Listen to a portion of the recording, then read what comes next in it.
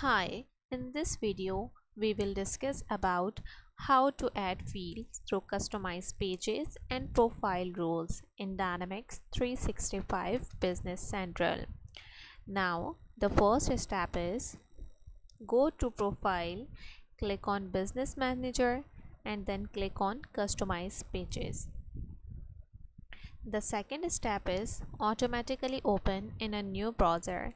Click on Purchase Invoices and then Open. The third step is click Field, select any field or amount including VAT field and then Done. The pop-up message will automatically appear. Customization completed successfully. Your customization to Business Manager are saved and you can now close the browser tab. Go to the purchase invoice. Amount including VAT field or any field you choose are showing here. Thank you.